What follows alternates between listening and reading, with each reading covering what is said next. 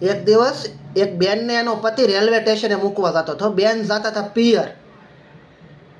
એટલે રેલવે સ્ટેશને પહોંચી ગયા ને હજુ ટ્રેન નહોતી આવી. પુરુષ માટે કફરો સમય કયો છે ખબર તમને?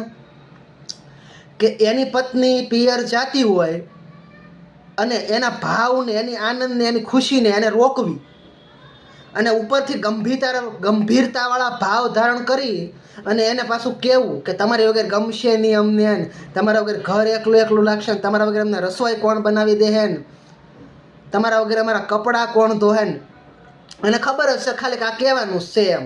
તો એ ગંભીરતાવાળા ભાવ ધારણ કરી અને ખુશીઓને આમ કંટ્રોલમાં રાખવી પડે અને કહે કે આવું આવું કોણ કરશે એમ. તો એ પાછા કહે કે તાર મમ્મી કહે ને તો કે 2-3 દી રોકાઈ જજે તમ તરીકે, અમારી ચિંતા અહીંયા ન કરતી. હવે એને ખબર હશે તું જા પછી અમારે જલસા છે. એટલે એક બેને એના એક ભાઈ એક પતિ એના પત્નીને પૂછ્યું તમે કે પિયર જાવે કે મહિને 15 દી તમને મન થાય ને તમે કે જીત કરો કે અમારે પિયર જવું છે.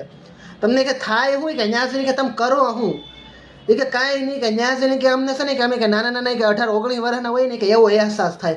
આપણે ભલે કે એક લગ્ન કરીને 20 વર્ષ કે 25 વર્ષ સાથે રહ્યા હોય, પણ કે અમને એવો અહેસાસ થાય કે અમે જે નાના નાના 17-18 વર્ષના છીએ એમ.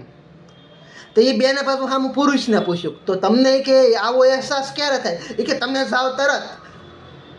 હા પછી તો કે અમે રામના ખોળે જ હોય ને, પછી થોડા એ કે તમને કે ટ્રેનમાં બેહાડીને તરત જ કે અમને એવો અહેસાસ થાય કે અમે નાના નાના સહી કે એમ છે કે તમે કે ટ્રેનમાં બેહો ત્યાં જ ફોન મંડે ચાલુ થાય, પકલા નેવરો સવા કે કાંઈ બેઠક કરવી હોય તો કહેજે એમ.